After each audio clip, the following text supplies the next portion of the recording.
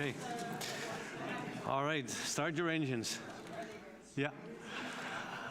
Good morning. Welcome to the regular council meeting of Qualicum Beach. I'm going to have to use my gavel for a change. That's the first time I had to use it. We have such engaging community. But I'd like to call the meeting to order and recognize that we're on the traditional territories of the Coast Salish people, in particular Qualicum First Nation. So before us we have the agenda. Are there any changes to the agenda? Then the agenda is adopted by consent. We have the consent agenda. Is there anything that council would want to pull out from the consent agenda? Councillor Skipsey. I have one, and it's the item of correspondence on karst that I'd just like to make a motion on. All right. So that's on the correspondence log? Yes. But for the rest of the items, everything is okay? All right. So everything else but the correspondence log, any other changes? Then that is approved by consent. Correspondence log item that you want to bring up, Councillor Skipsey. Okay, so this was a letter from some university students at Simon Fraser, and it's the Canadian Association of Radon Scientists and Technologists, and they have a 10 to 15 minute survey that they would like municipal governments to fill out for them. And so I was hoping that we could refer this to staff to participate. Having been a university student and wanting to get that input, it definitely helps the outcome of your projects. So. Thank you. So that letter will come at the next regular council meeting as correspondence, because we don't have the letter, so we don't really know what we're voting on. So could I request staff to put that letter on the correspondence at the next council meeting? Thank you. Anything else for the agenda on the correspondence log? Councillor Harrison. Sorry, and I just assume Councillor Skipsey is not time sensitive, like they need an answer in a week or anything like that. I'm assuming not. Okay, no, that's fair. Thank you. If it's urgent, we have a meeting next week. We could do it then. Thank you. Then the approval of the minutes. Any errors or omissions in the minutes? Councillor Skipsey. There was one that I came across on page 21. It was with regard to the proposal on 2nd Avenue, and it talked about the top floor having short-term rentals, and I believe it was the 2nd floor. So I think that should be reflected correctly in the minutes. Can that be corrected? Okay. So as the minutes as amended, any other changes, errors or omissions?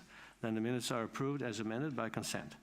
Delegations. This is managing our urban forest and the role of the interim tree protection bylaw by Pat Jacobson and Jay Smith. You have up to 10 minutes. Oh, I need to ask council. They have asked for 10 minutes. Is that okay with council? All right. You have up to 10 minutes. Thank you very much, and good morning, council, staff, and residents here and at home.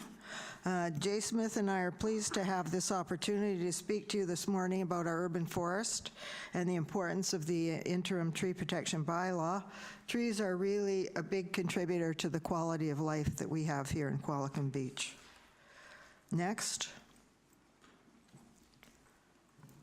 Here's a brief outline of our presentation, which includes the background and importance of the bylaw, a short clip on the benefits of trees from a video produced by the City of Halifax, and we wanted to connect the dots here on how trees contribute to the town's strategic focus areas, which were just developed in the 5-year financial plan, and then talk about the need to manage our urban forests, and lastly, make some recommendations that would help move this process along. Next. In 2016, discussions began on tree management with the bylaw, and in 2018, there was fulsome public consultation on a draft bylaw 725 at a committee of the whole meeting.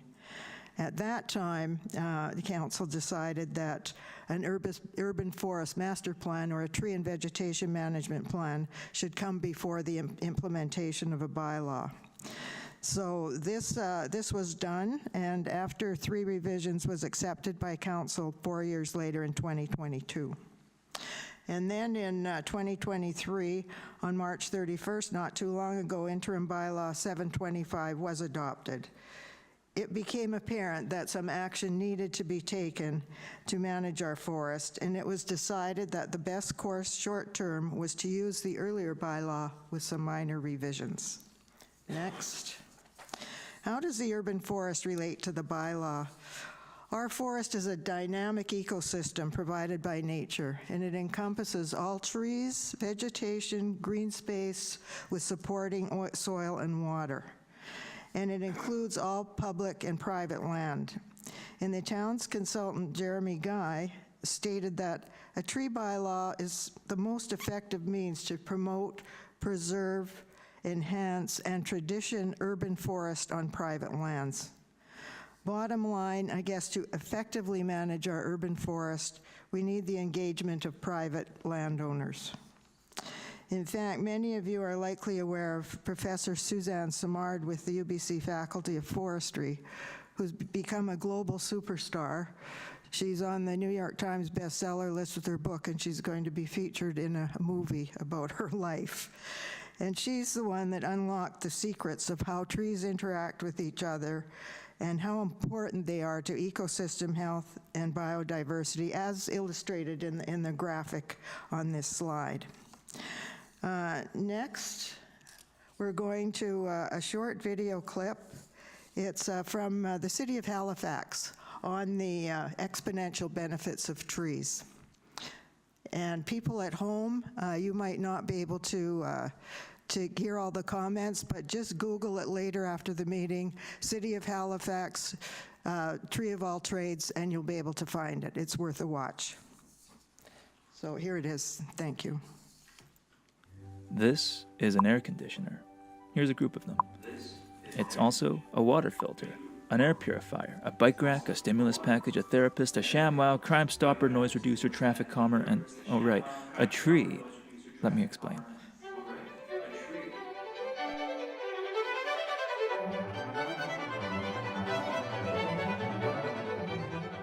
There are a lot of trees in the Halifax region. How many? Maybe 1,000?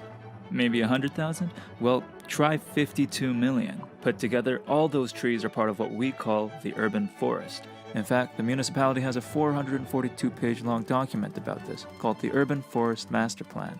And if you're wondering why we need 442 pages for trees, you've come to the right place. Because as it turns out, trees aren't just pretty things to look at. They actually provide many important benefits. For example, air purification.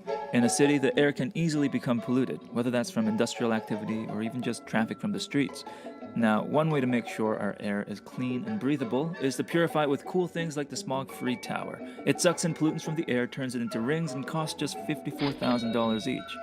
Or you could plant a tree, because trees are experts at cleaning the air.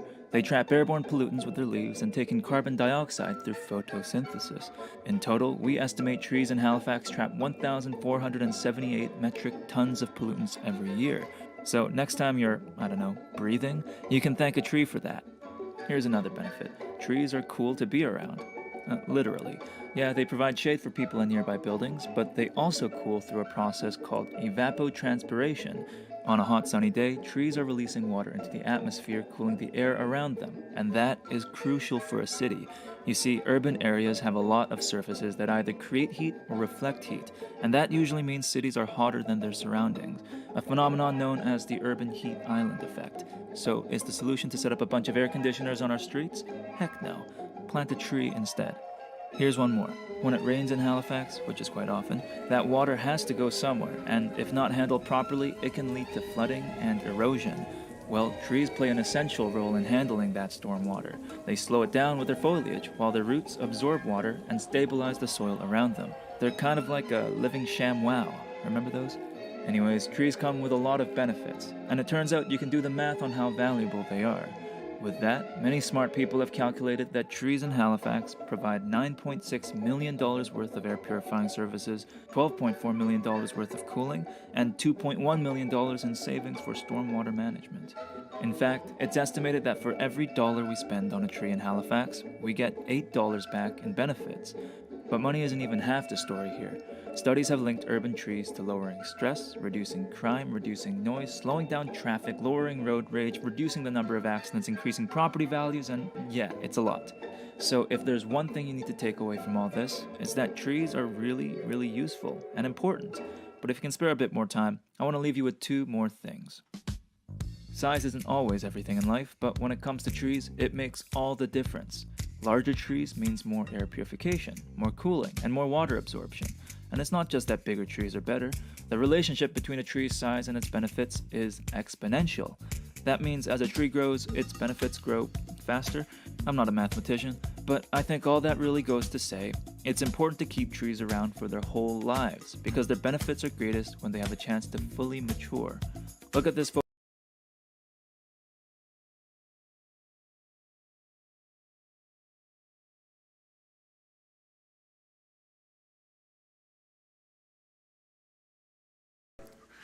Really small miracles, miracles of beauty for us. And just to go over what we've covered, trees store carbon, they clean the air, they reduce stormwater runoff, very important for Qualicum Beach. And what wasn't mentioned is that treed areas increase property values from 10 to 15%. This is well documented. So they improve public health and provide a habitat for wildlife, an important part of the struggle against climate change. Next. Okay. Next. Right. How do trees contribute to the town's focus areas?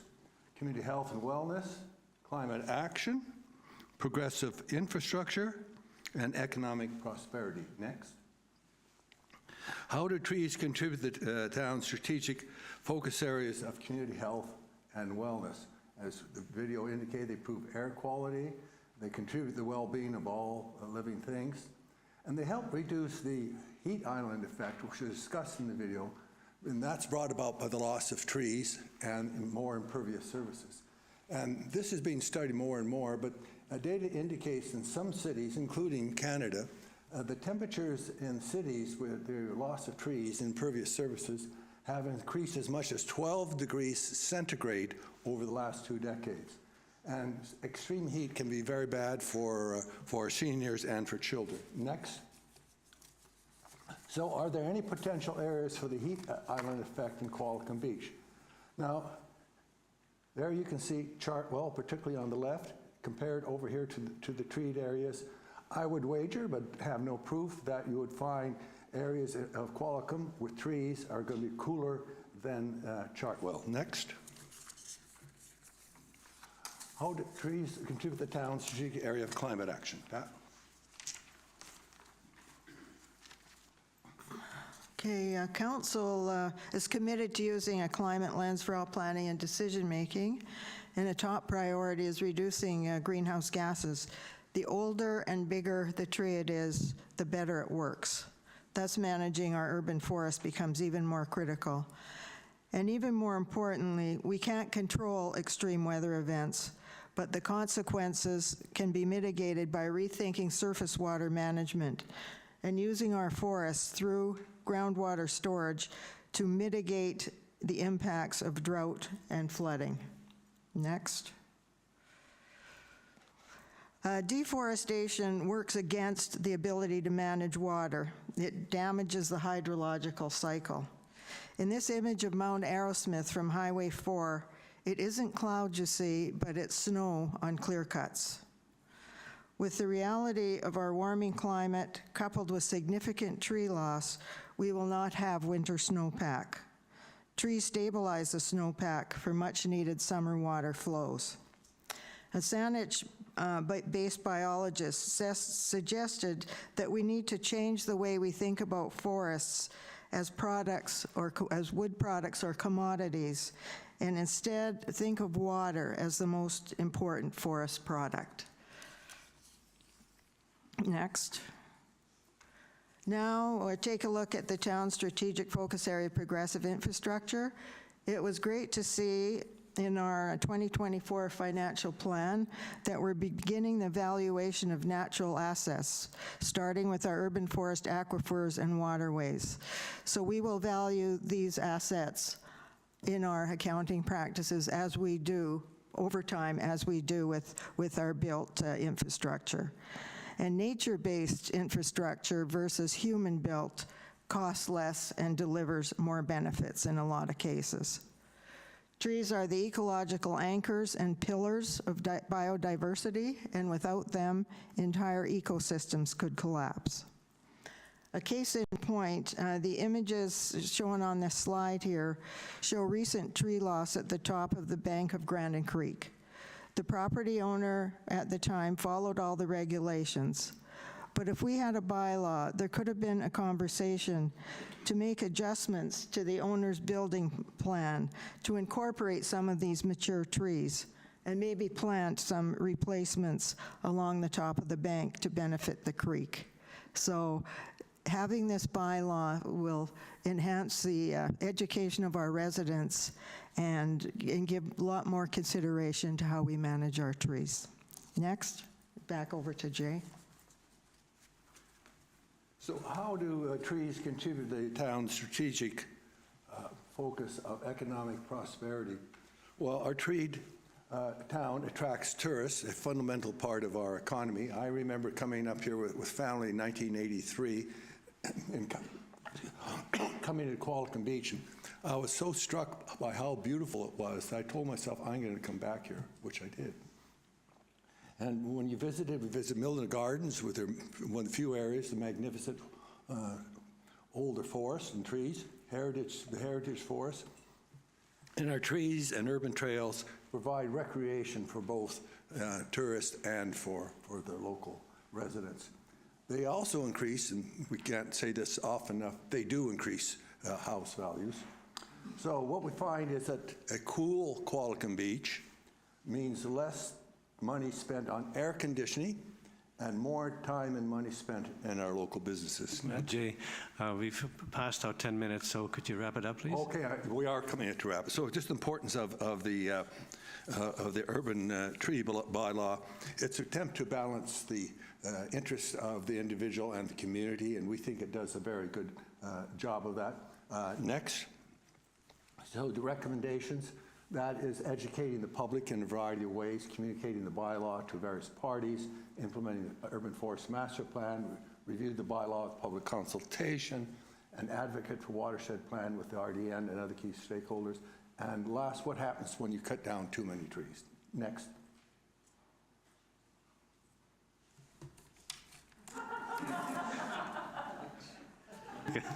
Thank you for the presentation.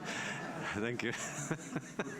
Any questions to the delegation? Councillor Harrison. Yeah, and not to debate the tree management bylaw because we've done that already, but just for folks, if you're interested, the most recent data we have was published, I believe, in 2018. So the tree management master plan, and on page 22, it'll provide you with the statistics. And in that period, there was a 4.9% population growth. Since then, we've seen a 4.0% population growth. So just so folks are aware, if you want to look it up yourself to see where we're at, that's the most recent data. Thank you. And there will be another opportunity for those who may not agree with the tree bylaw to debate this. We committed to, within 1 year, to do the review. I believe there's plans for a committee to whole meeting sometime this summer. So we'll continue the advocacy and also the comments regarding our tree bylaw for a review. Thank you. Any other questions to the delegation? Thank you. Next item is the correspondence, and one from the farmers market, and there's a recommendation. Councillor Young. Seconding. Councillor Harrison, seconding. Can you move that? And Councillor Harris seconded. Discussion. Councillor Harrison. I just want to point out, too, that there's going to be a lot more that I'm going to say during my report because there's a whole bunch of housing stuff that's going on. But UBC got a grant through CMHC for an analysis of housing needs and what we need in every community in Canada. And the rates of people who need help in Qualicum Beach, as well as the surrounding area, is actually relatively high. So this is a really great idea. So kudos to Councillor Young for bringing it forward, and I think this is something that's happening more broadly through a lot of farmers markets, so kudos to the province for supporting it. Thank you. Further discussion? All in favor? Opposed, if any? Carries unanimously. And then the bylaws regarding municipal ticket information, and I've been asked to refer this to Mr. Sales for some correction. Thank you, Mayor Westbrook. The bylaw is ready for adoption. However, one minor typo was noted. So the staff recommendation should read, that Town of Qualicum Beach Municipal Ticket Information Utilization Bylaw number 626, 2008, Amendment Tree Protection Bylaw number 626.05, 2023 be adopted as amended by correcting the numbering of the bylaw schedules for consistency. Thank you. Thank you. Any questions about that? Could I have a motion to, from the staff recommendation? Councillor Skipsey, Councillor Vander, Valk, discussion. All in favor? Opposed, if any? Carries. Thank you. Next item, sorry, Councillor Young? I was just wondering, when do we start looking at tickets and enforcing this bylaw? Okay, that's a fair question. How do we make people aware that this bylaw is in effect? I know there was an article in the paper several times, and it's on our website, but how do we make people more fully aware of the tree bylaw being in effect? Councillor, Ms. Swenson. Thank you, Mayor Westbrook. We have our communications consultant preparing a frequently asked question document and putting out a document that will minimize the bylaw from 17 pages to something legible and have like tangible questions. If I own a property of this size, what does that mean for me? If I have acreage, what does it mean for me? And put some questions together like that. So that will be coming out in a couple of weeks, likely. She's working on it right now. Well, I just wondered if it would be helpful for the town to reach out to some of the things. Like I saw someone who's received a development permit.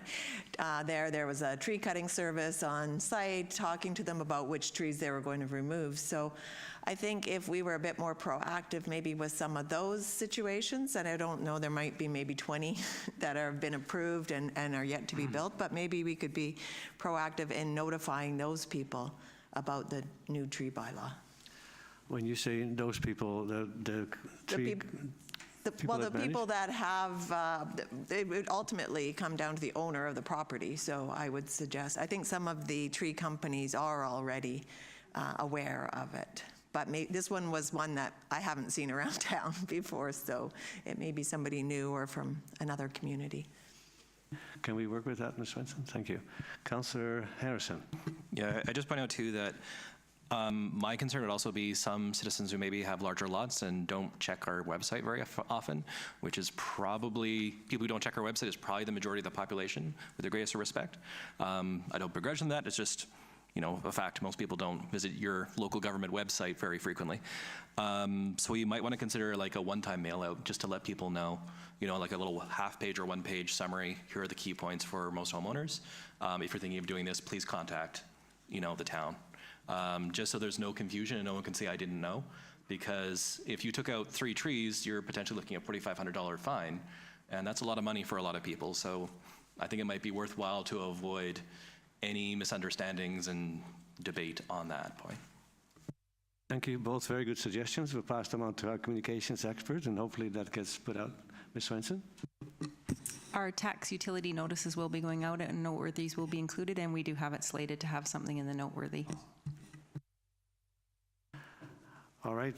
So thanks for bringing it up, Councillor Young. Committee and liaison reports.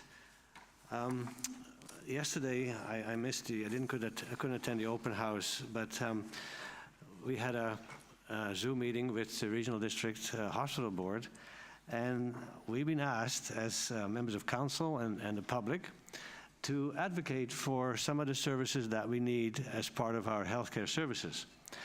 And so there are a number of significant projects that are on the list, which will affect your taxes from a regional district's point of view. It always costs money. We can have what we like, but we have to contribute 40% of the cost for most of those capital projects. So when we go to the AVICC, we're encouraged to promote, whenever we see a minister or an MLA, to talk about the need for a cancer center. At the moment, most people, I think they'd have to go to Victoria to get treatment, and sometimes every day for radiation. And that could easily be done if they had a cancer center in Nanaimo. Would save a lot of traveling and a lot more convenient. The patient tower center, you've seen people being stacked in hallways and sometimes in closets, and so we need to move ahead with the tower. Also, a long-term care facility. There are many people who are in the hospital who don't need to be there. They need to be in a care facility and not take up an expensive, high-end, high-cost bed in the hospital. We also need a high acuity unit, which is approved. The funding has been secured, and the project will go ahead, which cost about $19 million. All of these projects will cost all of us 40%, but I think we need them. Then there was a delegation here regarding from Mr. Graham Ritchie's regarding the food security and how it is affected by climate change. And I'll have something on the agenda next council meeting to how we advance the suggestion or the recommendation to have a food policy council. We did advocate to some members of MLA and ministers through funding for the Island Economic Trust, and we did get another $10 million. This is for funding that we've benefited from, East Village and maybe the roundabout, I'm not sure. There was a grant application for that as well. And these funds have to be matched, so it's not actually a grant. It's not a gift. This is economic development. And you can only apply for these funds within a limited amount if you match it, and often 3 times more than what you're asking for. So it's a great economic driver for the entire Vancouver Island area. It started in 96.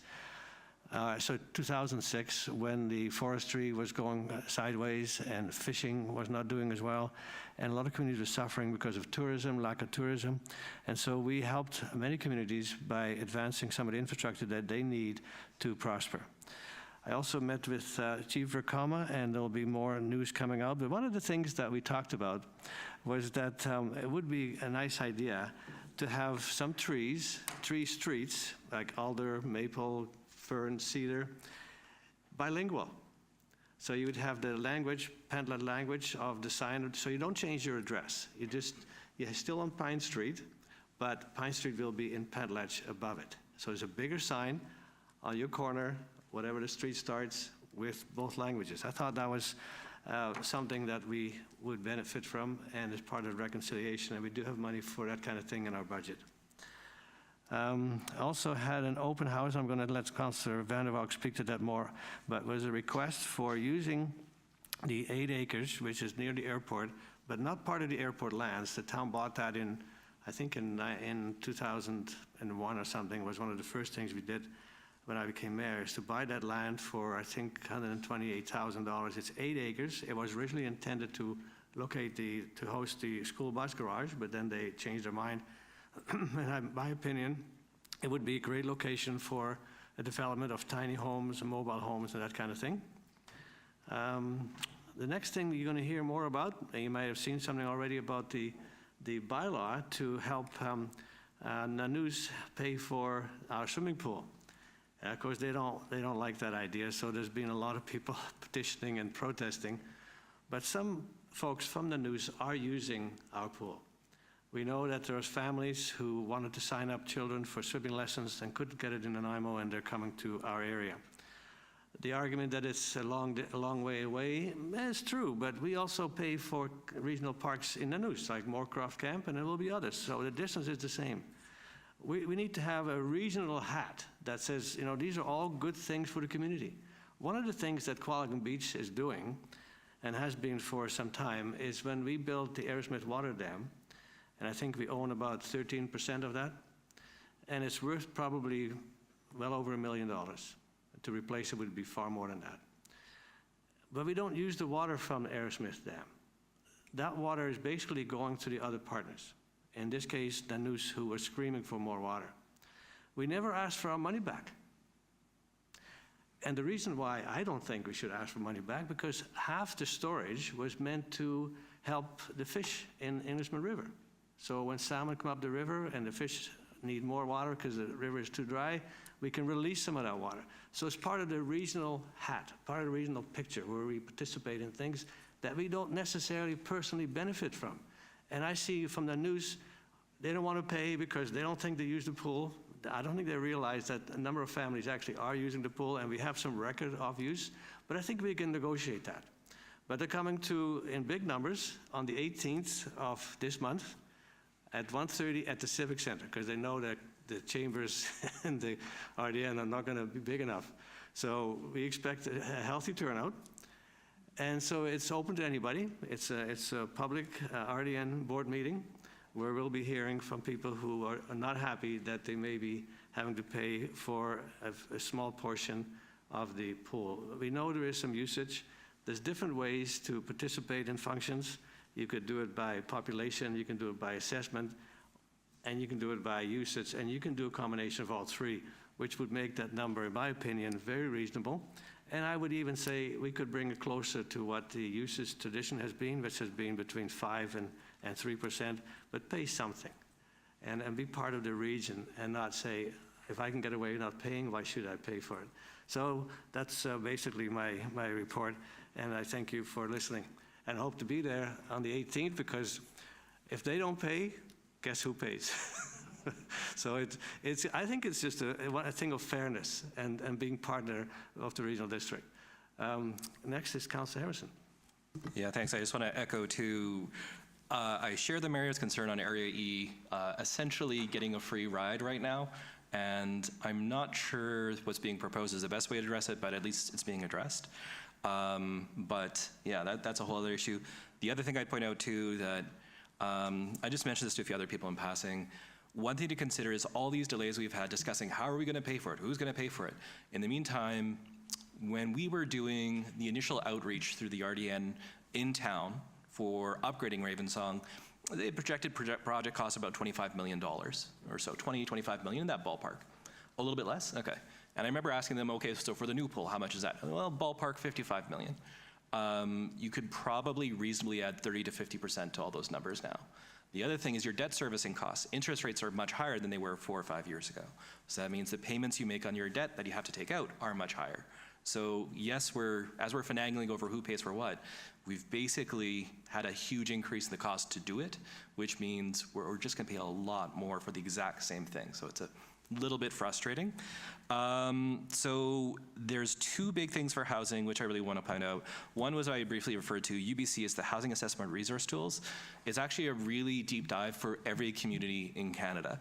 And just looking at their website right now, one of the reasons I was fiddling on my computer is I just want to make sure I'm actually getting their numbers. They projected 2016 affordable housing deficit at 315 units. So that's a lot larger number, I think, than most people might be familiar with.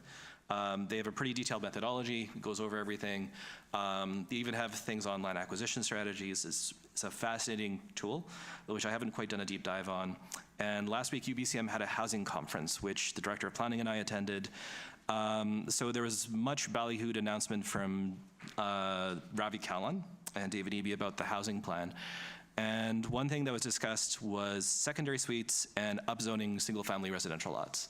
And there's conflicting messages, I'll be honest, about is it all single-family residential lots in all of BC, or is it all single-family residential lots in a couple of big cities and nothing else?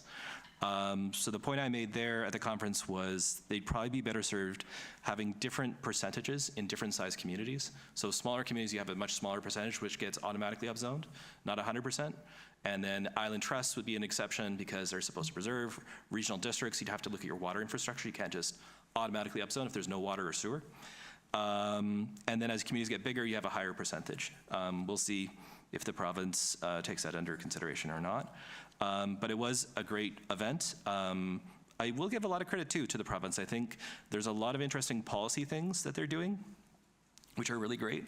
But I do come back to the other point I made at the conference, because I did stand at the microphone a couple times, was scale. The number of renter households in BC who spend over 30% of their pre-tax income on rent is 251,000 renter households. So the plan is to build 114,000 originally, building off of research from the BC Nonprofit Housing Association. Kudos to the BC MPHA. But the amount of money necessary to really address that many people is a lot more money than is being offered right now at both the federal and provincial level. I think the province is doing a decent job in their budgets. Federal government could do a little bit more. So just off of that, just one notice of motion, whereas 52.2% of renters in the other thing I want to point out, we're the third worst community for that renter statistic of 30% of your pre-tax income based on 2016 data. The worst is Creston, second worst is West Van, third worst Qualicum Beach. It's gotten better in the last census. Whereas 52.2% of renters in Qualicum Beach spend over 30% of their income on shelter costs compared to the provincial average of 37.8%, and whereas the CMHC rental market data indicates a vacancy rate of 0.0%, be it resolved the town of Qualicum Beach provide Connective Support Society, who operate in the Nanaimo Rent Bank, which serves the town and surrounding region, $10,000 as part of Budget 2023. Beyond that, I got a really nasty sore throat from the conference because there's just so many people. So I missed the open house yesterday, sorry for that. But if people want to reach out and get more information about the housing conference, there's a lot of great things, including a session on short-term rentals, which I know our Director of Planning was at and paying attention to, and looking at communities like Island Trusts. They've done some interesting things. And the City of Vancouver as well. But the one thing I'd flag for the City of Vancouver is they develop their own proprietary tools, and they have at least 3 staff people monitoring it full time. We don't have those resources as a small town. We can't do that. So the province is having conversations about short-term rental regulation and how do you make sure small communities don't have to essentially hire 2 people. So good news on that front. All right, thanks.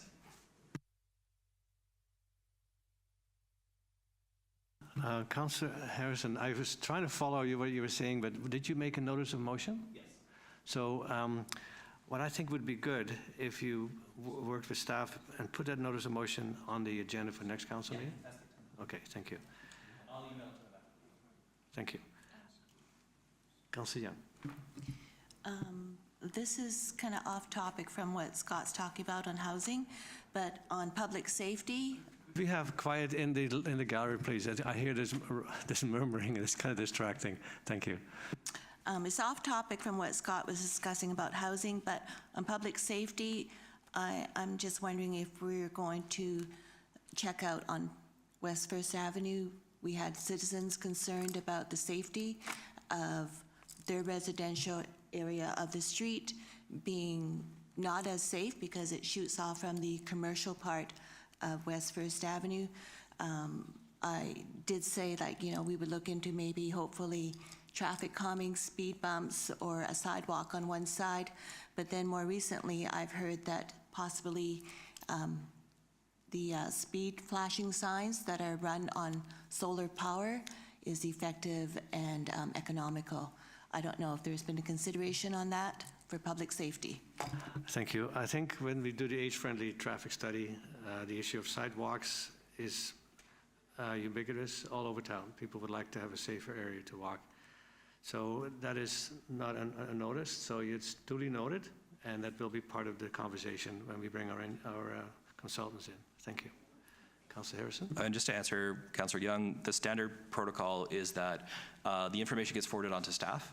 So if someone says, hey, I have a concern about this intersection or this area of town, you forward it on to staff, probably our Director of Engineering, CCing, our CAO, and then he'll discuss it with the transportation consultant, Mr. Durdul. And then if it's an immediate pressing concern, there's a few things we've done one-offs on, because we had, for example, a huge, when we were doing the construction of the roundabout, that really changed traffic patterns. So we did some things outside of the age-friendly transportation plan review. But generally, we try to save up for that review, just so that we don't end up spending budgets on something that would have been a lower priority if we looked at the whole picture all at once. But that's sort of just the standard practice. So I guess for all of council, if someone does say, hey, I have a really pressing concern, feel free to forward it on to staff and say, hey, someone raised this concern, it's entirely valid.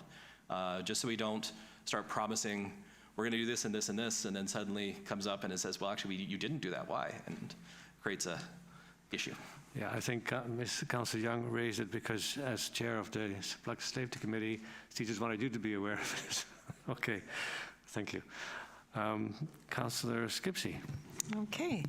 Well, I just wanted to give a little bit of background before I move my motion. The Federation of Canadian Municipalities sent out a toolkit to their member municipalities, and it was around the federal government's decision to not absorb retroactive costs associated with the latest RCMP collective bargaining agreement without consulting or engaging local governments in the discussion or the negotiations. And I know here in Qualicum Beach, we were quite proactive, so maybe we weren't impacted as much as some of the others, but it definitely was a concern. And FCM provided this motion so that we can help send the message and reinforce the position that this situation should not occur again. Municipalities need to be properly consulted on issues related to community policing and well-being going forward. So with that, I would like to move the motion as provided by FCM. Thank you. And Councillor Harrison, that's your bailiwick, so you support that? Absolutely. Thank you. Seconded. Discussion. Councillor Young. Oh, you ready for the voting? Okay. Councillor Harrison. So yeah, I remember flagging this with our former head of planning, of finance, about 3 or 4 years ago, when the first news articles about the RCMP being unionized, and the reporters were saying it's likely to see a significant increase in RCMP costs. So he was confident at the time that we'd accounted for it. To Councillor Skipsey's point, though, firstly, not every municipality is in the same boat. And secondly, I think some of the increases are larger than expected in a few areas. So it's perfectly reasonable to support this. But I think we're okay as a town, as she mentioned. I'm fairly certain. All right, further discussion? All in favor? Opposed, if any? Carried. Thank you. Councillor Skipsey. Yeah. And then I had two other motions regarding a walkthrough for fire mitigation at around Eagle Park and the ambulance station, and one exploring options for alternative meeting times. And I have provided these to staff, and they're expected to come forward the next meeting, so I just wanted to mention that. On March 29th, the Environment and Sustainability Committee had a meeting, and it was to discuss mitigation. And it was interesting because the committee, there was a couple of different approaches that were considered, and one is like trying to get some quick wins around greenhouse gas reductions, maybe promoting heat pumps and that sort of thing, some public education. And the other one was to have more of a comprehensive plan, and I would envision it would look something like a plan to net zero. Anyways, the committee did make a motion on this, and I hope it will come forward quickly because I think the committee feels a bit of a sense of urgency around this. So we'll look forward to seeing that. I also circulated some information from one of the committee members that calculates the social costs and the mortality costs into each ton of greenhouse gas emissions, and so how those can be considered when decision making. And I think that's really important to be able to see the big picture in all of our decisions. On yesterday, April 11th, Councillor Vander, Valk and I did a business walk organized by the Chamber, and there were a few questions and requests that we received from different businesses and organizations, so we'll bring those forward, review them with staff, and bring anything back that needs to come to council for a decision. AVICC is happening later this week, and the town does have a resolution, R14, so I would encourage any delegates, anyone that's going to be in attendance, to vote in support. We have been getting requests for updates on the streetlights, and I believe staff had indicated to some residents there would be an update in April. I understand now that that will happen April 19th, so I'll hold off now asking for any updates. And I hope it's okay for me just to mention that this Saturday, April 15th at 1 p.m. is the community service for my father at the Civic Center, and we would invite anyone who would like to come to join us. And that's it. Thank you. Thank you, Councillor Skipsey. Councillor Vander. Thank you. Excuse me, could you take the phone call in the hall, in the lobby, please? Could you take the phone call in the lobby? Excuse me.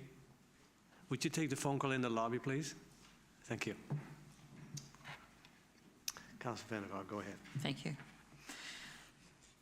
Okay, I attended quite a few meetings, and on the 22nd of March, I attended, I believe, with all of us. We're at the youth fire camp at the fire hall, and were interviewed by the attendees.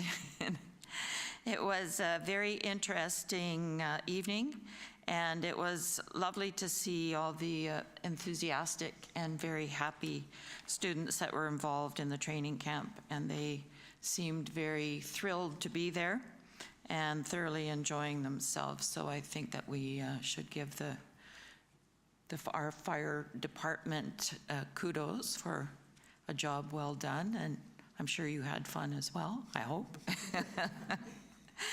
And on March 27th, I attended the open house that Mayor Westbrook spoke about with a resident who was interested in the potential development of Site 2 at Ravensbourne Lane, and had some fairly detailed ideas about that, so that was an interesting conversation.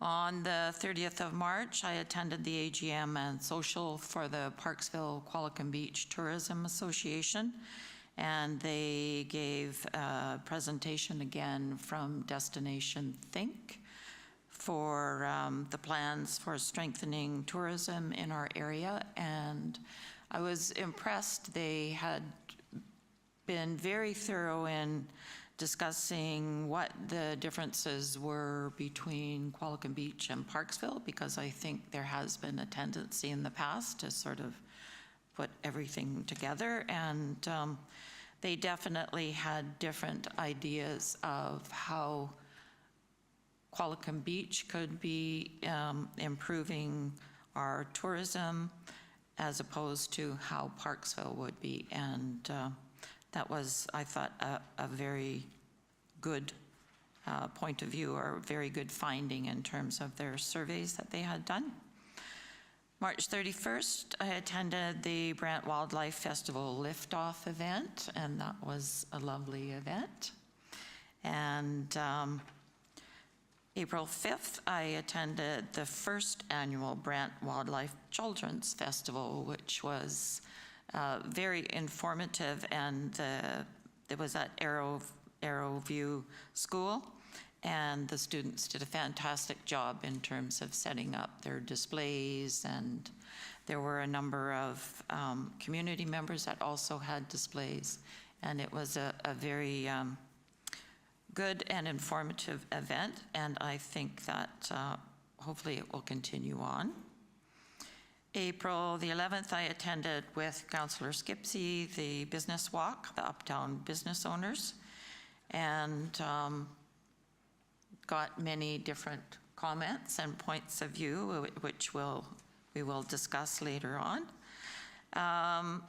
And in the evening, I attended the CUES meeting, and they were very pleased that they had received several grants, relatively substantial grants, and that will help them in the work that they're doing in the community.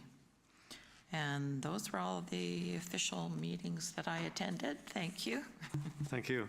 The Arrowview School liftoff for children was very interesting. And there's one big poster that they'd made with brown kelp and eelgrass and fish of all kinds. But this one little fella insisted that one of the fishes had a red eye, and he was at the bottom of the ocean. And I said, that kid's dad must be a fisherman, because when fish die, a herring will die, and then their eye turns red, and he knew that. So that fish had to have a red eye. But it was really well done, lots of education, lots of good work into that. Councillor Young. Yes, it was a pleasure to partake in some of the events around town regarding our youth, and kudos to all of our youth being engaged in our community. Yesterday, I attended the public open house coffee chat, and there was many concerns brought up. One of them was in regards to the communication wires that had the trees overhanging, and no date has been set on dealing with that yet, but it is up to TELUS and Hydro people to deal with that. There was also concern about the tree bylaw. There's people that would like to have more discussion. So hopefully we will have a committee of the whole, as I believe it was mentioned that it will be coming up in June. So hopefully we can have that coming up. We're all about saving trees, but there is possibly some more discussion on how to go about doing that. There was also the concern about our policy manual to allow 3 readings to be read within minutes of each other. That was a concern to some of our fellow residents.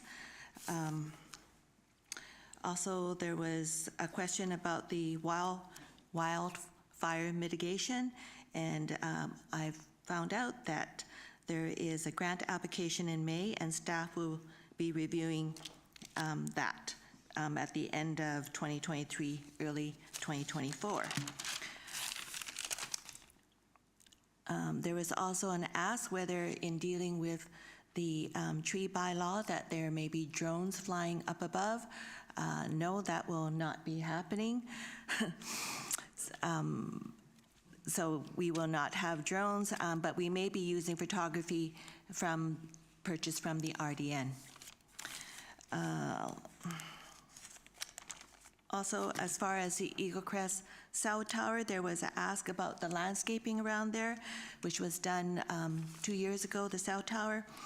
And there was mention at that time about money from TELUS to help with the landscaping. To date, we have not received any money, and that's that.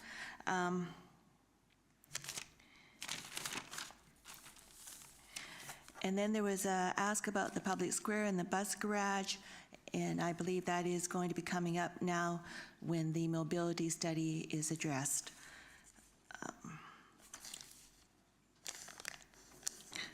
And then there was also discussion again about an ask for evening meetings as well as daytime council meetings. And the request was presented because now that we have longer daylight hours into the evening, that possibly that would be a good fit. And so I believe we are working on that.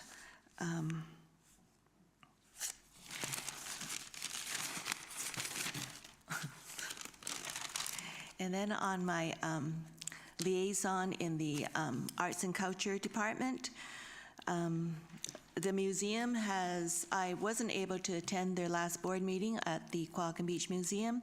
I was at a government conference, but I did get their minutes, and they are wondering if the town is doing anything about the coronation on May the 6th. And I see that we have the Queen's photograph there, so are we going to have a party to replace that, or what are the plans? Just my comment.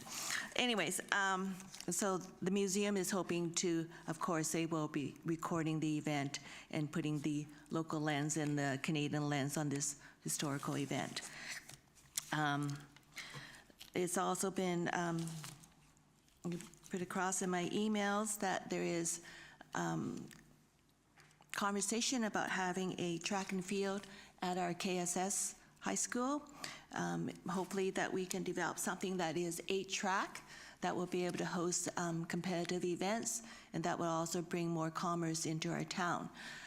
Currently, we've been asked to support the Oceanside Track and Field in Bolinas, and it is concerned by parents of our local students that it would be ideal for our children to have their practice field here, because there's not even a bus to take the students to Parksville. So that is, and hopefully there will be, they would like to present a delegation to this effect about having a track and field at KSS.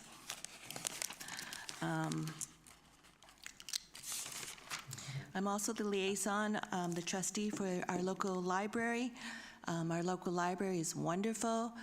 We have a wonderful librarian that commutes from, she is the manager, she commutes from Port Alberni, and the staff comes from Nanaimo. And I was surprised to hear that, but I shouldn't be surprised because locally there is a housing problem for all of our service people and for many of our residents. So that should be one of our top priorities, housing. But in regards to the library, she'd also like to have an expansion because there's oftentimes the programs are so popular that people are sitting on the floor. She'd also like to switch the hours of the public library from opening a little earlier because we're a senior community, we get up earlier. So at 9 o'clock and closing earlier at 7 o'clock instead of 8. So I will be presenting that to the library board in our next meeting. I'm also liaison to Tosh. I was asked not to participate in their board meeting after a discussion about how town was dealing with Tosh. But I'd like to say that Tosh does have music on Sundays, and they currently have a Vancouver Island silk painter exhibit and a 4-H photography club exhibit. And also, just like the museum, Tosh also has a fabulous Facebook website, so you can always check out the latest current events there, and they're always posting.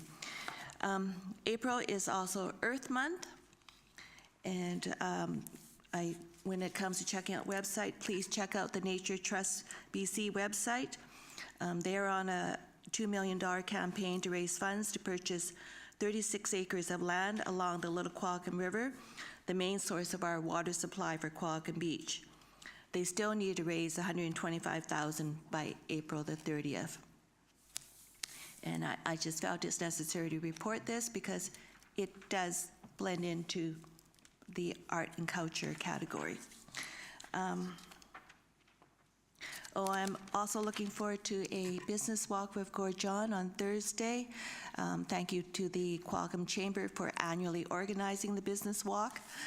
And please feel free to send me an email if there's anything you'd like for me to say to Gord John on Thursday, because I've got a few. And it will be good to have that local government communication and collaboration on working on things and the needs of Qualicum Beach.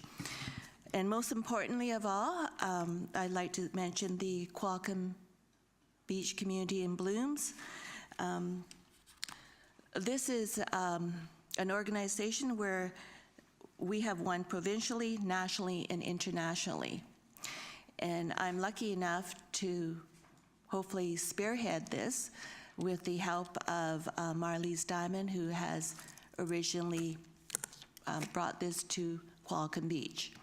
And also past council people, Mary Boulay and Wendy Maurer, are supportive of me in getting this momentum started again. And it's amazing the work they've done, and this is awesome. The Community in Bloom event does showcase the pride that we have in our community. And so I think it's important that we stay on top of this and continue to do this.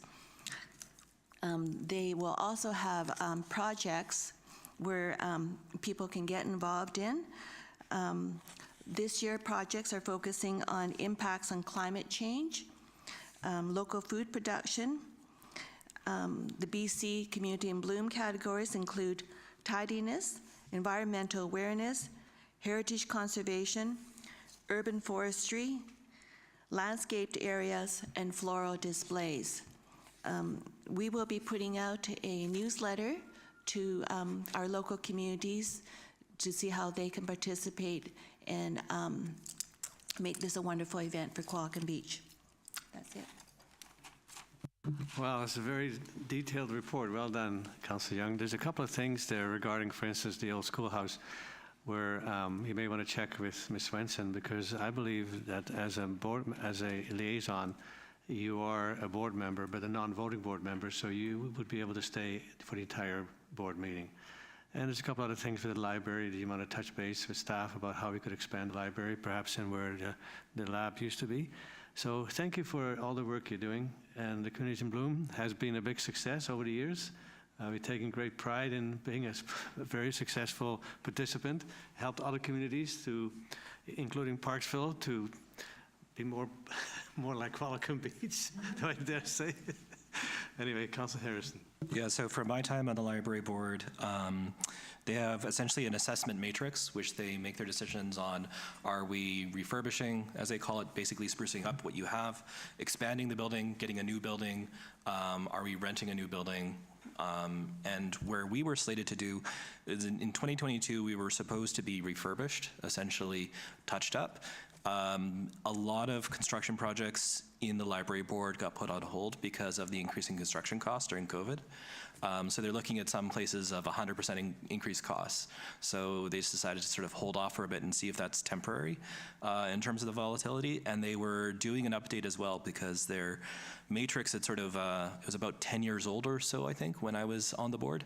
So they're going through a process which should be finishing soon or has perhaps already finished to update that and have a new way of assessing all the different branch locations throughout all of Vancouver Island and the Sunshine Coast. I think Haida Gwaii as well also participates in that. So yeah, that was the plan, and who knows what the plan will be moving forward. And that's, I don't sit on that board now, so I don't get to say anything on that. But just so folks know, that was the intention originally, was just to refurbish what we have, because it does need it. Thank you. Councillor Young? I just want to add that it is urgent this year that we do apply for this ask, because provincially we have Vancouver Island Library Board has received some financial funding. So hopefully we can ask on that. I think it'd be good for you to work with staff to see how we could expand and what it takes for us to put it forward. Thank you. Can we leave that one alone? Okay. Sorry, just one thing the mayor mentioned at the start. Yes, IST did get $10 million of funding because they were set up differently, but the province actually gave money to every single trust in BC. So all sorts of trusts that didn't need help got the same amount of money, essentially. So that was just one thing when they announced the funding. I was like, okay, I'm glad IST isn't going to die, because they were about to die, basically. But there's an extra several tens of millions of dollars of funding that technically those other folks, I'm sure they appreciate it, but it technically wasn't necessary. You're right. I think there was a lot of miscommunication and lack of communication of how that whole thing came undone, almost came undone. Staff reports. Corporate Admin, Ms. Swenson. Thank you, Mayor Westbrook. The first item on the agenda is the special event request for Earth Day. We have the Bear Eco Refillery wishing to hold an event on beach, and they're requesting the closure of the 2 nearest street parking stalls for the duration of the event, just for the safety of the children. Thank you. Councillor Skipsey. Councillor Young, all in discussion, all in favor, opposed, carried. Thank you. Next, we have the 2023 subsidized rental applications for the Civic Center and the Community Hall. We had 4 requests. We take 2 intakes a year, so 1 in the spring and 1 in the fall. And there's 4 requests before you that staff are requesting approval for. I think we can take them all 4 at once if Councillor so wishes. Can I have a motion? Councillor Harrison, Councillor Skipsey, all in favor? Opposed? Carried. Thank you. And next, we have the Accessibility Advisory Team. So this is to establish an accessory advisory team to advise the town on matters of accessibility and to support the creation of an accessibility plan. So in 2021 of June, the Accessibility British Columbia Act required a regulation for local governments to have comply with this regulation by September 1st of this year. So we've got a bit of a tight timeline ahead of us, but they require that we establish an advisory group to assist with identifying barriers to individuals within or interacting with the organization, and to provide advice on how to remove and prevent those barriers. And so before you is staff recommendation to have the advisory team, and also the terms of reference are included in the report. Thank you. Sometimes I'm waiting to see if you want to vote and move something, but yeah, but you didn't, so I don't want to miss you, but you didn't raise your hand. Councillor Harrison and Councillor Skipsey. Further discussion? Councillor Harrison. Yeah, and so this is something where for all of us, AVICC was on the weekend. Last year's UBCM, there was a little publication. Sometimes you'll see them on tables at these events where it's a publication from either Lidstone and Company or Young and Anderson, the sort of municipal government lawyers, where they say, here's new stuff coming you should be aware of. Make sure to pick that up and read it. Because one of the things was we have a year to set up this whole committee and get it done, otherwise we'll be penalized huge amounts of money by the province. So I made sure to pass, I sort of took a copy at the end of UBCM and pass it on to our CAO at the start of the year. So yeah, at these events we go to FCM. I'm not attending FCM this year, but FCM as well, there'll be some documents. It's always great to take the time to actually read them, because sometimes there are things like, you have 1 year to do this, surprise. And that's really helpful for staff to give as much warning as possible. Thank you. Any further discussion? All in favor? Opposed, if any? Carried. Thank you. Financial administration?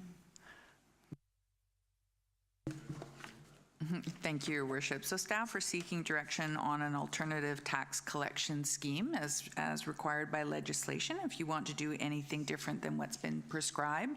The proposal before you is to revert to pre-COVID conditions to see the penalties dealt with in the same way they were between 2001 and 2019. Thank you. I move the staff recommendation. Councillor Vander, seconding. Discussion. Councillor Harrison. Yeah, this is entirely reasonable. I would caution to say COVID is behind us, is still hanging around, but I do think it's reasonable for us to move back to a more normal approach to things. Thank you. Any further discussion? All in favor? Opposed, if any? Carries. Thank you. Then from the fire rescue, again, Chief, we did a super job with that youth camp. I think some of the parents told me that their kids had more fun sleeping in little bunks at the fire hall than they did on the holidays at Disneyland last year. So I don't know what you do with them, but they're having fun. And here's a recommendation. Would you like to speak to that? Note the recommendations before you is just updating the reference material and clarifying the services that we currently provide. Thank you. Mover, Councillor Skipsey. Councillor Vander, discussion. All in favor? Opposed, if any? Carried. Thank you. And St. Andrew's Lodge, talked over to Ms. Sales. Yes, thank you, Mayor Westbrook. The next item on the agenda is addressing St. Andrew's Lodge rehabilitation requirements and also providing some background information for council and the public. This comes from a request from council from January 18th, 2023, in which council directed staff to prepare a report summarizing council decision-making to date regarding St. Andrew's Lodge in Sutherland Park.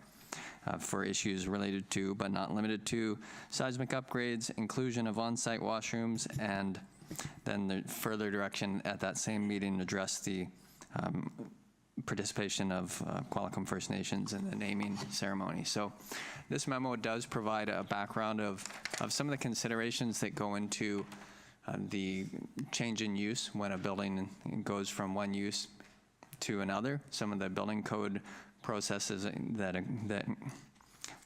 are required for that conversion. There's also discussion about some of the other conversions that have happened through the town. For example, the fire hall. The question was asked whether the conversion requirements for the fire hall were the same as would be required for this historic lodge. The circumstances were a bit different, but the process and methodology for analyzing those uses would be consistent, because the town does need to follow the BC Building Code. There's discussion about seismic requirements, and then perhaps most importantly, just a discussion about the next steps in process, for the society to advance the rehabilitation of that lodge and activation as a community space. So the process essentially begins with the society determining the proposed uses for the building and communicating that to the town.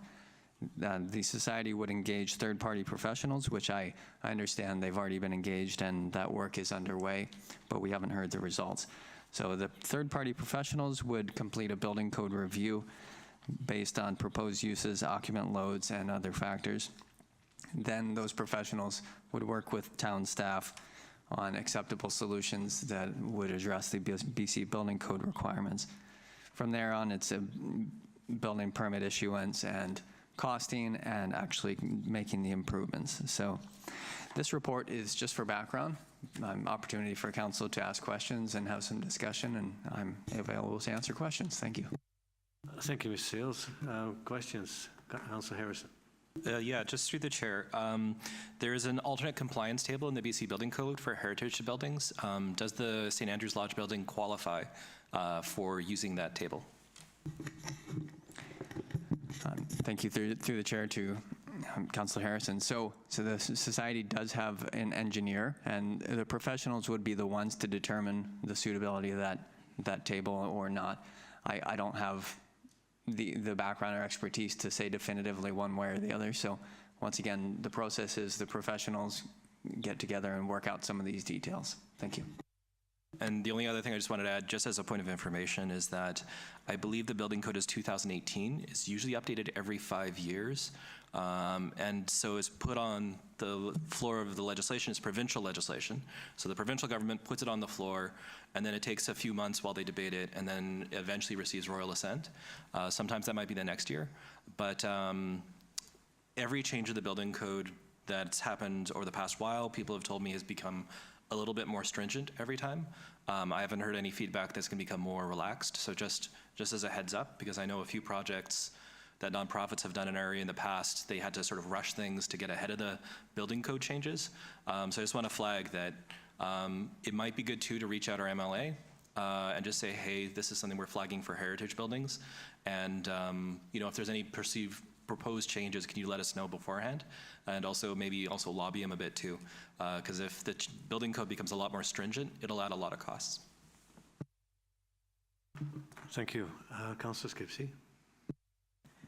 Yeah, I do recall a conversation that I had with a heritage planner, and they had told me that there was some flexibility with heritage buildings and referred to memorandums of understanding between like a municipality and a society and whatnot. And I referred to Philburg, where it's taken them essentially 20 years to make the upper level accessible, fully accessible. It was always, I think, something that they strived to do, but it just took that amount of time, and it wasn't going to happen overnight. So I'm wondering how much flexibility there is, and is there an opportunity to like lay out a memorandum of understanding as to timelines? Thank you. Mr. Seals, any comment on that? Through the chair to Councillor Skipsey, that's certainly something that we can explore. I think that the kind of fundamental basis of the process, though, is that the town cannot lessen the BC Building Code. So if there is a path forward that allows the town to explore creative solutions, certainly as staff, we would do that. But just to be clear, the town doesn't have authority to lessen the building code. Okay. Councillor Vander. I think that there is a bit of overlap happening between what the town has been doing and what the society has been doing. And I'm just wondering if there's a way to clarify, because there are some things on your list that the society feels it has done, but the town isn't aware of it or doesn't feel that it has met certain criteria. So if you could just outline how you see the process going from here to facilitate the society as best we can, while still maintaining the standards that we need to follow from the building code. I think it's more a communications issue. So if you could clarify, or maybe Ms. Varela. Thank you. I'll start with Mr. Seals. Thank you. Through the chair to Councillor Vander. I do think that there's opportunities to improve the communication between the society and the town. So it appears that there's been some progress in some areas that hasn't been communicated to staff, and likewise, you know, maybe there's areas where staff haven't communicated directly with the consultant or the consultant team. So I would suggest as a next step, I'll ask the building inspector to reach out to the society just to clarify where they are in the process. because it does appear that some decisions, particularly regarding the future use of the building, may have been made since the last communication that the building inspector was a part of. So we'll reach out to the society and see what staff and the society can do to keep this moving forward. Thank you. We've got a couple of members of that society in the room, so they heard you loud and clear. I know the option of a restaurant is no longer on the table. When I look at the chart on page 52, it says 30 people less. I believe that clearly the intent that 30 people less would fit in that building. So it seems like the change of the use, in my opinion, but I'm not an expert, but it was always commercial. It was built as a lodge for people paying guests with bathrooms, office, and all that. So I don't know where this idea that it changed the use, but I'll leave that with the experts. But I just want to say this. This cottage, this St. Andrew's Lodge, is one of the examples of what makes Qualicum Beach special. When the old schoolhouse was going to be torn down, community involvement saved it, and now it's a great center for arts and culture. The train station, same thing, it was going to be leveled. A bunch of volunteers got together and fixed it up. I don't think it's seismic, but it's being used, and we've actually leased some of the room in there. The Lee House, there's several buildings in Qualicum Beach that in most communities, they would have just torn it down because of the cost of restoring it or rebuilding it. In our case, we were fortunate to have volunteers step up and say, we're going to do this, and we're going to be a part of a community building project. I know there are people who are working with that project who may not have met others who have a similar passion otherwise, but now it's a community builder. So we need to work very cooperatively and reach out to the society and see how we can help make this work. Thank you. Councillor Harrison, Councillor. Yeah, just briefly. And in the previous term, there was a council decision to change the use to public use. And so how the BC Building Code works is that when you change the use, the BC Building Code automatically triggers. It's not a council decision. It's just how the BC Building Code is written. So that's actually where it starts. When it becomes a public building and you've changed the use, that's when you have to follow that building code. I'm not aware of any deals where in the past you could hold out to a prior iteration of the building code, but I don't think there'd be any feasible way we could get before 2018's building code.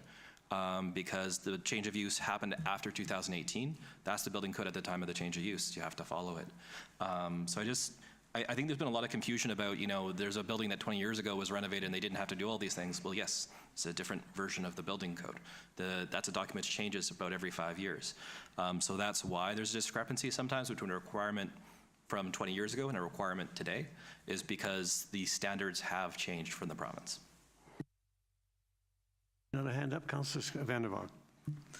Yeah, I just also wanted to mention that one of the decisions that needs to be made is regarding washrooms on the site. And so I would like to give notice of motion that I'm going to be giving a motion at the next council meeting regarding that, because I think that will help the process, that we can make a decision at least in that aspect. And I think it's good to give heads up to staff, work with staff on that motion to make sure it's going to work with the systems and the reports that we're getting in there. Thank you. I think that concludes that topic. Next item is the variance for 921 Bluffs Drive. Mr. Seals.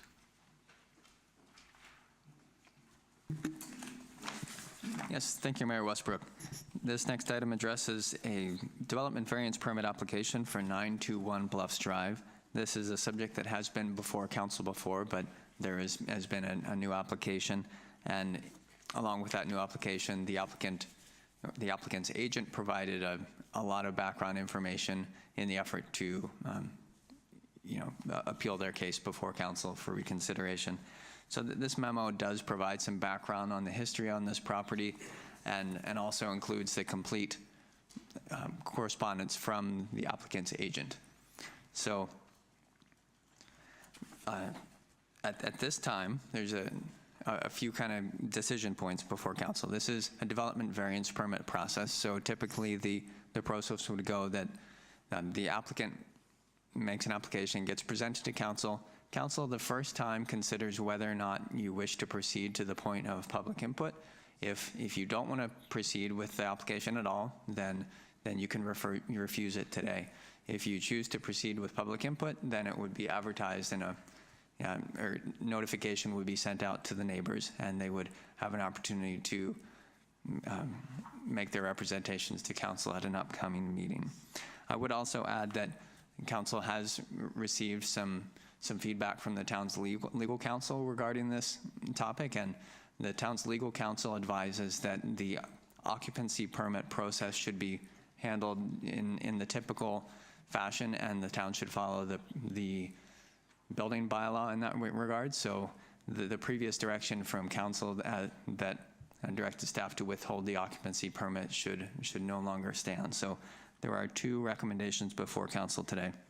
The first is that council refuses the development variance permit application for 921 Bluffs Drive, as described in the April 12, 2023 planning memo to council.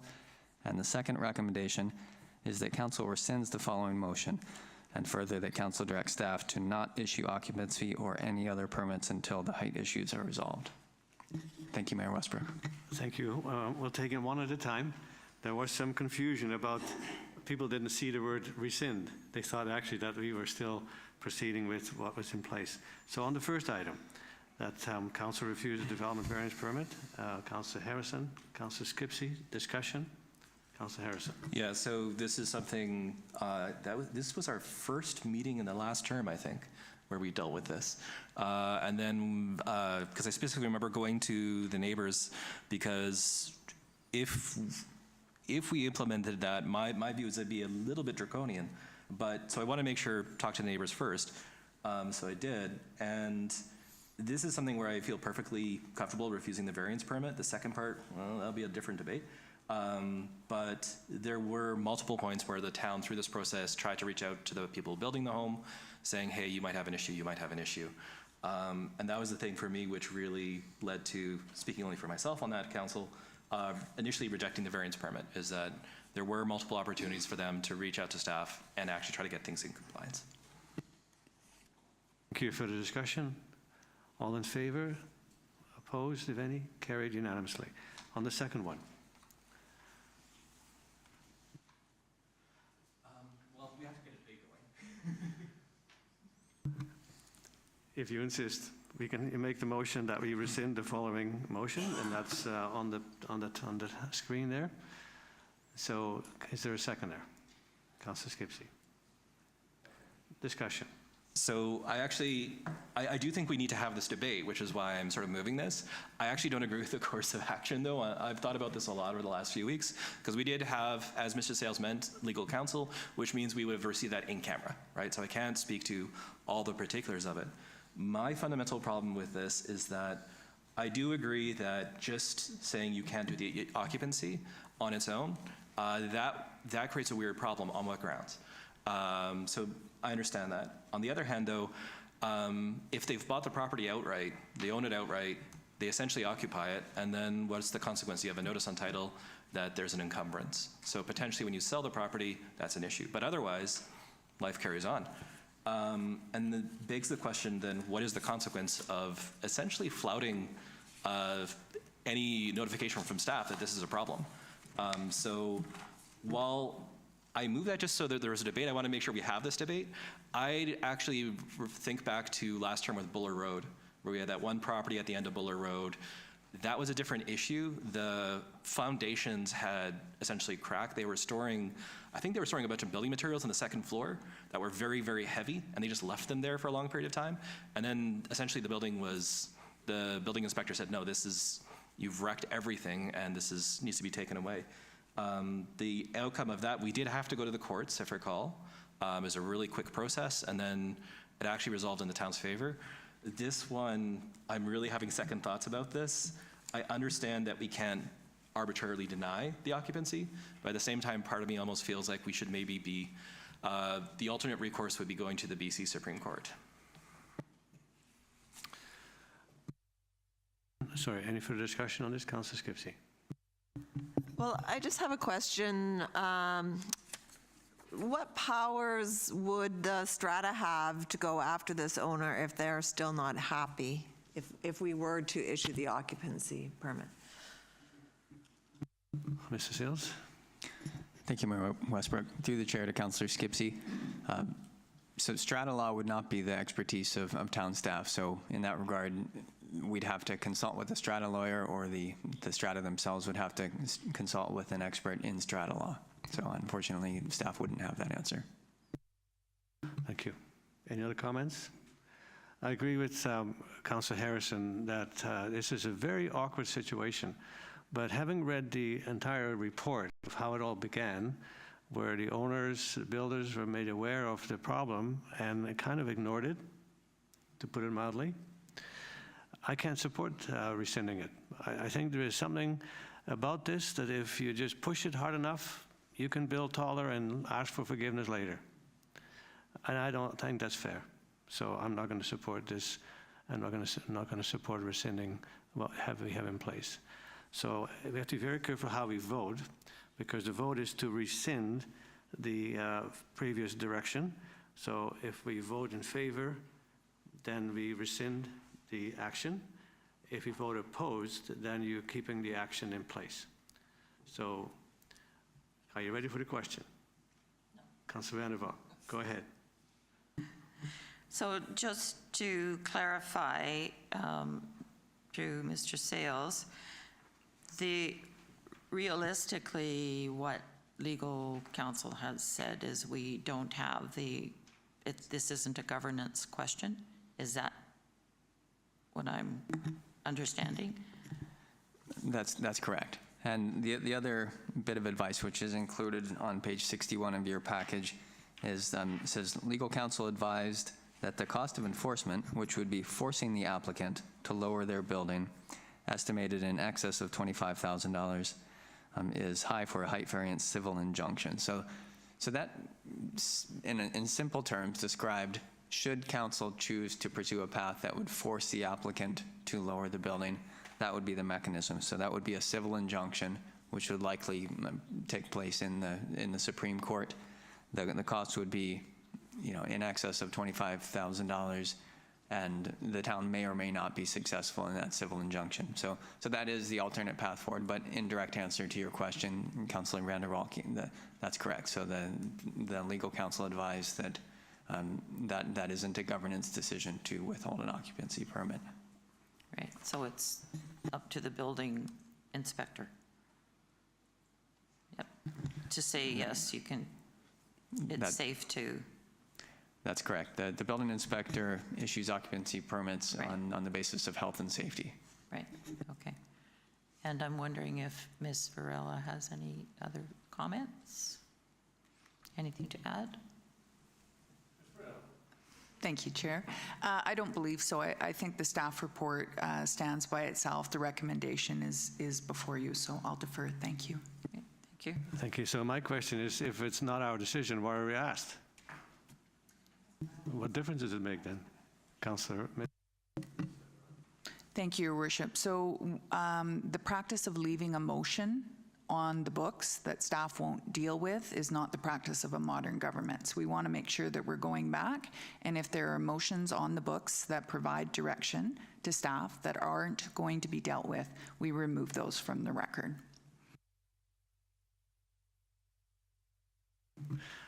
That's something new, that we're asked to do something that we had no authority over. Councillor Skipsey.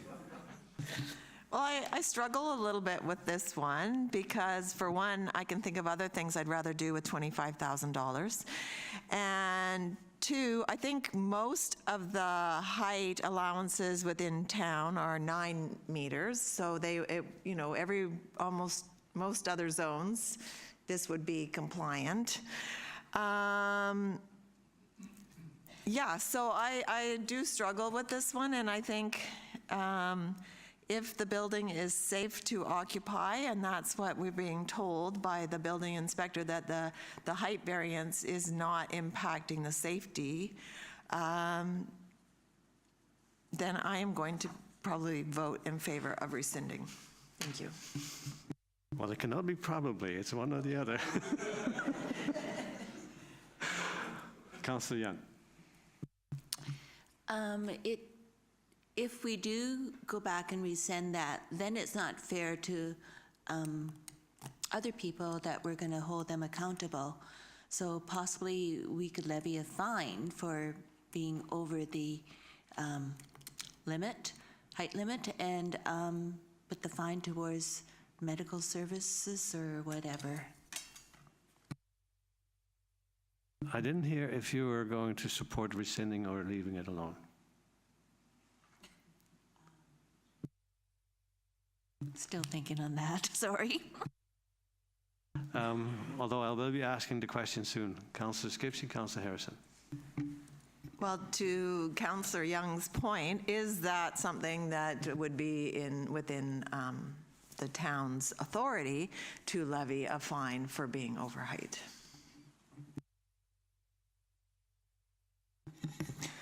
Thank you, Mayor Westbrook. Through the chair to Councillor Young. Yes, certainly the municipal ticket information bylaw does include fines for properties that are outside the parameters of the zoning bylaw in whatever way. So yes, a fine could be issued. It likely would be not a huge deterrent, right? So I don't know the fine dollar value off the top of my head, but it's likely not a huge fine. So we could do it, and we can put it towards health services, and it'll buy some cloth masks. Thank you. Ms. Varela. If that was a direction that council would want to go, respectfully, I'd ask for staff to have the opportunity to review the relevant bylaws and authority and come back to council. All right, let's defer this till we get a response, because that may be a solution for me, that I don't like approving something that, first of all, we had no authority over, and secondly, we have to rescind it. And then, so if we have a chance to have at least some consequence, that if you break the rules, there are consequences. And I'm still struggling with allowing this, because it seems like we're just going to push it and then ask for forgiveness later, easier than ask for permission. So a motion to defer that second item to a future meeting. Councillor Skipsey, Councillor Harrison, discussion, all in favor? Sorry, Councillor Harrison? Yeah, I was just going to make a motion subsequent to this. Okay. That relates sure. to the same thing, but it's But not this- about the deferral. Right, this one is to defer, and then all in favor? Motion carried, and you have another motion? Yeah, just that a motion that we receive information, it'd have to be in camera, about, just to give further detail about pursuing this as an injunction in the near future. Because, and sorry, just to briefly speak to this, it's an in-camera conversation just because it's legal, so we can't really debate this at length. But if we are going to go through that steps, I'd like a little bit more, we sort of went over that briefly before, but I'd like a little bit more information, because I do agree with Mr. Sales that the fine would be nominal relative to the cost to make the building compliant. It's a no-brainer. And this way, and I'll submit the writing to staff in a second, because it's essentially a notice of motion, right? But it'd be to have a subsequent legal opinion about enforcement through an injunction process, a civil injunction. And that's just sort of why is that I have a background, I spent a few years in insurance, and one of the big things in insurance is that if you start letting a lot of things go, it'll become an endemic thing. So one case is that ICBC claims there were a lot of injury lawyers who knew that ICBC had to spend $5,000 to bring a case to trial. So as a lawyer, you say, my client has suffered $3,000 of injuries. So then you get your $3,000, and you show up with a neck brace, and you get that. England, as one example, had twice the number of whiplash cases per capita than the rest of the EU, because some clever lawyers found out that. I'm going to get whiplash looking at this building. Yeah, yeah. So that's just the intent. Because it's on topic, Yeah. I would allow that motion to ask staff to bring more material forward at a future in-camera meeting. Thank you very much. All right, and there's a seconder for that. I'll second it. Discussion, all in favor, opposed, if any, carried. Thank you. Strata conversion, Beach Road, Mr. Sales. Thank you, Mayor Westbrook. This next item on the agenda addresses a property at 633 Beach Road. This is a 14-unit multi-residential development that was approved on October 28th, 2019. So this property is completely developed and it has been occupied. It's a rental project. And the owner, through a variety of circumstances, did not complete the strata registration process at the time of construction. So the owner is now in a situation where they have to approach the town and get authority for what's called a strata conversion, which is something that is relatively uncommon in the town. It's happened one previous occasion that I'm aware of in the last 20 years. It's very uncommon. Staff has delegated authority to do strata conversions whenever the residential vacancy rate exceeds 3%, which also, well, it's 0%, as was noted earlier in this meeting, so staff would not have the authority, council does. So the applicant has made this request to council on the basis that it was an oversight on behalf of their legal team. It was a mistake. At the time of application, it was communicated to council that these units would be individually strata titled, and because that was an oversight on their behalf, they're requesting council authorization to proceed with the strata conversion at this time. So, as noted in the staff memo, this is a very unusual circumstance. These properties already are rental. They're locked up for 10 years of rental from the time of occupancy. So this isn't going to have an immediate effect one way or the other. But withholding the strata conversion at this time, although it would result in essentially permanently residential properties, the town would be receiving that benefit at the expense of someone else's mistake. So staff do recommend authorizing the strata conversion. Thank you. I'll just move the Councillor staff Harrison. recommendation. Seconded. For discussion, I'll second it. Councillor Harrison? Yeah, I think it's an issue about good faith. So they've done everything on their end. They just screwed up with some paperwork. So if we change fundamentally how the entire thing is done, that's a pretty significant change, and it will have pretty huge impacts. The broader issue of, it's been standard practice for ages when we do rental buildings, 10 years unless the vacancy rate exceeds a certain amount. There's discussion about that policy, but I think to retroactively change things on them because they made a error in paperwork, that's not behaving in good faith with someone who's a proponent, and it could have long-term implications with people who are proposing rental properties to the town, that if we change the rules after the fact, if they don't do everything perfectly, they might not want to build rental properties in Qualicum Beach at all. And I think that'd be a much worse outcome than trying to do something retroactively in this case. Does council feel they have all the information they need to make a decision? Councillor Skipsey.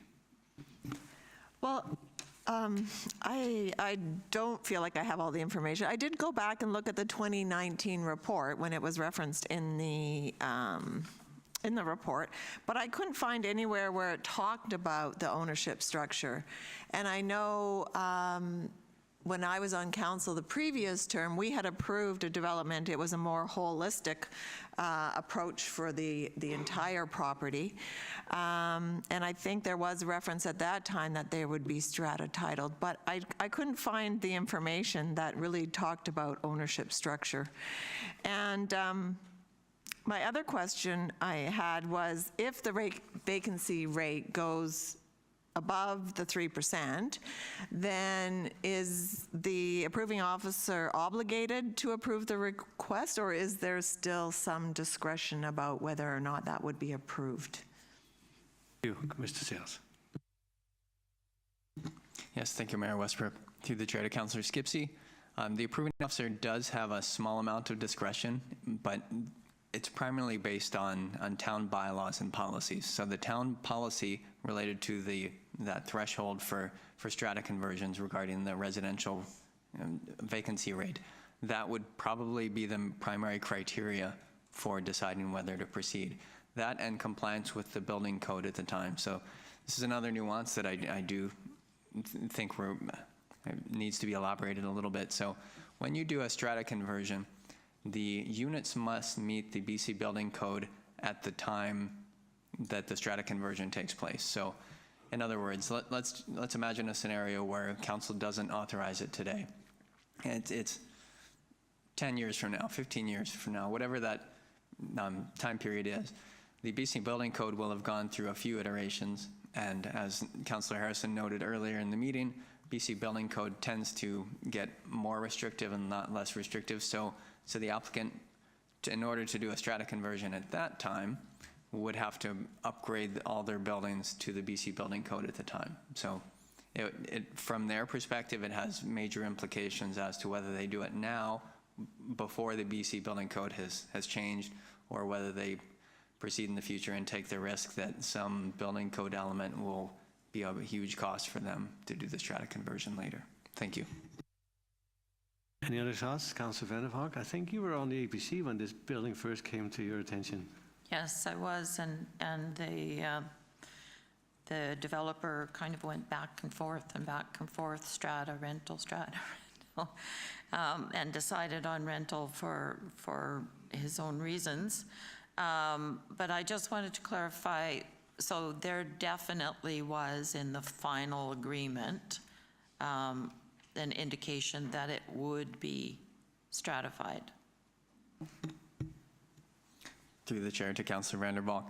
So there's not a development agreement in place. What I would note is that at the time that the development moved forward, staff were recommending that a covenant be put on title requiring that the units be rental, and council did not approve that based on the information provided from the applicant, which was, if I recall correctly, we will make it rental if possible, but we want to have the flexibility should the market conditions not allow to do that. Thank you. Councillor Young, and then Councillor Harrison. I had a resident from that complex. She said she couldn't make it to the meeting, but she wanted to have surety that she will be able to stay renting that house for 10 years. So I just need clarification that if it becomes stratified, and so the units can be sold separately, and so then, and if a owner bought it, could they say, okay, I'm going to move in, and so she would lose her 10-year tenure? Thank you, Mayor Westbrook. Through the chair to Councillor Young. So that there is a covenant in place, and this has to do with the home warranty registration. So those units cannot be individually sold until that 10-year period has concluded. At the end of that 10-year period, then in theory they could be sold, and a new owner could make a different decision regarding the rental of that unit. Councillor Harrison. And just through the chair, so let's say we don't approve this today for whatever reason, and then 10 years from now, or 5 years from now, they decide to do the strata conversion. BC Building Code has changed. Wouldn't it be the tenants who would then have to pay the money for the building renovations? Because developers essentially out of the picture as far as I would think at that point, aside from essentially managing the property, quote unquote. But you know, I'm thinking of the strata I live in. We don't have the developer at our strata meetings. Building's done, it's done. So from their perspective, there's no further costs. So I just worry that if we reject this and there's a huge cost to the BC Building Code, it would be the people who are actually renting who will have to pay that huge cost, essentially as like functioning like a special levy. So who would pay for the renovations in the future? That I think it's somewhat speculative. So I'm not comfortable answering that question, but I would note that currently there is a single owner for all of those units. If a strata was registered on the property, the strata corporation would then be the owner of all those units, right? So the current owner would be replaced by a strata corporation. So are you ready for the question, for the discussion? Are you ready for the question? All in favor of the staff recommendation? Councillor Harrison, Councillor Vander Valk, Councillor Young, opposed? You don't know? I'll make up your mind. You did carried unanimously. Thank you. And just so, if I may, just so folks are aware, if you do not vote, you have voted in favor. It's not the mayor making assumptions or pushing things. It's just, this is the way the rules work. I know the rule, and that's why I could say that. The waterwise garden is a recommendation. In the meantime, the fence has been fixed, so it's not an urgent matter, but the staff recommendation would still apply, so I move the staff recommendation. Councillor Harrison, second in discussion. All in favor? Opposed, if any, carried. Thank you. And then a motion to close. Councillor Vander Valk, Councillor Harrison. We are closed. We're going to take a 5-minute recess and reconvene. So thank you for attending. And thank you for the presenters today. That was very illuminatory to have that presentation. And I'm sure we're going to tune in all of it individually on our website. Thank you.